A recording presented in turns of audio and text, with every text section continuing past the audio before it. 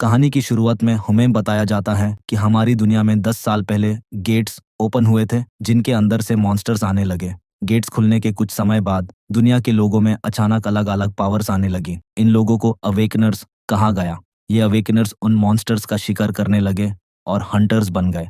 Next scene में हम main lead का चेहरा देखते हैं जिस पर किसी ने बड़े से डायमंड से मारा होता है। मेन लीड बताता है, मेरा नाम जिहियोंग है और मैं बस एक लूजर हूँ। जिहियोंग के पास 3 लड़के बुलिस आते हैं और अपनी पावर्स एक्टिव करके उसे बहुत मारते हैं। जिहियोंग डार्ड में चिलेट हुए बोलता है, ये बिल्कुल एक नर्क की तरह है। बुलिस हेस्टे हुए यूज और मारते हैं। जिहियोंग कहता है कि उसकी हीलिंग पावर की वजह से उसके पास कोई सबूत नहीं होता क्योंकि वो अपनी पावर कंट्रोल नहीं कर पाता और जख्म तुरंत भर जाते हैं। वो सोचता है कि अगर वो पुलिस या टीचर से मदद मांगे तब भी कोई उसकी हेल्प नहीं करेगा क्योंकि गवर्नमेंट हमेशा एस रैंक वालों की सुनती है, कम रैंक वालों की नहीं। अगला सीन जिहियोंग के घर का है।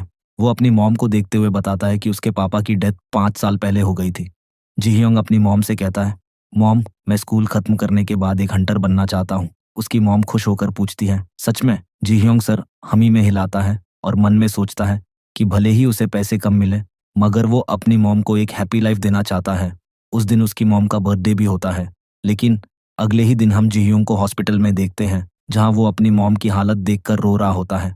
वो पूछता है, ये सब किसने किया? एक आदमी बताता है कि ये बस एक एक्सीडेंट था। उसकी मॉम के रेस्टोरेंट में 3 एस रैंक हंटर्स आए थे जो उनसे मजाक कर रहे थे। मॉम ने ध्यान नहीं दिया और सॉरी बोलकर जाने लगी, लेकिन तभी एक हंटर का फोन गिर गया। मॉम ने फिर से माफी मांगी और पैसे देने को कहा मगर उस एस रैंक हंटर की पावर आउट ऑफ कंट्रोल हो गई और उसकी वजह से मॉम को इतनी चोट लगी। जिह्यूंग रोता है लेकिन मन में जानता है कि ये सब झूठ है। अस हंटर ने सब जानबूझकर किया था। वो गुस्से में खुद को नोचते हुए बोलता है, मैं उन लोगों को मार दूंगा। नेक्स्ट सीन एक पहाड़ी माउंटेन का है जहाँ वो तीनों एस रैंक हंटर्स पार्टी कर रहे होते हैं। वो बात करते हैं कि अगर वो औरत मर गई होगी तो क्या होगा। ब्लू हेयर्ड हंटर बोलता है, किस परवाह है, हम यंग हैं और एस रैंक हैं।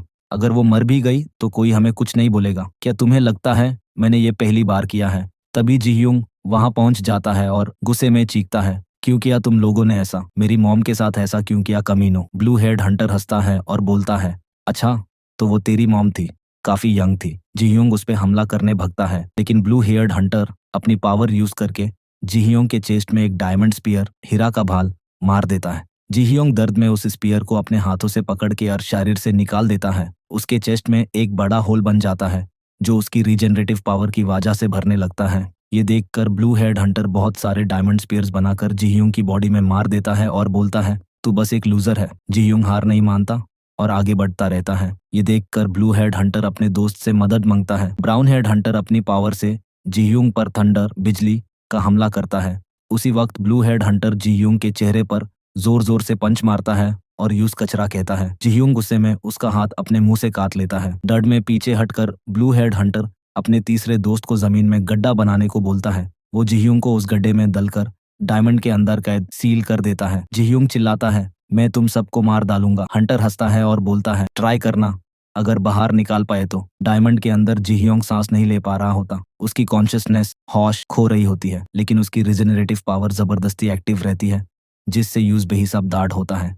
वो निकालने की कोशिश में एक डायमंड के टुकड़े को अपनी गर्दन में डाल लेता है मगर वो फिर से हील हो जाता है। वो तड़पते हुए बोलता है, मैं पावरलेस हूँ लेकिन अपनी मॉम के लिए मुझे यहाँ से जिंदा निकलना होगा। सीन शिफ्ट होता है 5 साल बाद एक बड़ी स्क्रीन पर जहाँ उन तीनों हंटर्स का इंटरव्यू चल रहा है। एक रिपोर्टर उनसे 5 साल पहले वाली औरत के एक्सीडेंट के बारे में पूछती है। ब्लू हेयर्ड हंटर झूठे आंसू निकालकर बोलता है, वो मेरे दोस्त की मॉम थी। तब मैं स्टूडेंट था और पावर कंट्रोल नहीं कर पाया। मैं आज भी माफी मांगता हूँ। तभी अचानक स्टूडियो का गेट टूटता है और कोई उस गेट को हंटर की तरफ फेंकता है। हंटर अपनी पावर से गेट रोक लेता है और हैरान होकर पूछता है, क्या ये कोई मॉन्स्टर है? एक अजीब सा मॉन्स्टर उसके चेहरे पर एक भयानक पंच मारता है। तब हम 5 साल पहले का फ्लैशबैक देखते हैं। जिह्यूंग डायमंड के अंदर बंद है। उसके हाथों पर अजीब से एक्सोस्केलेटन हड्डी जैसा कवच आने लगते हैं। उसकी पूरी बॉडी बदलने लगती है। प्रेजेंट सीन, वो पंच इतना जोर का होता है कि ब्लू हेड हंटर दूर जाकर गिरता है। उसके दोस्त हैरान रह जाते हैं।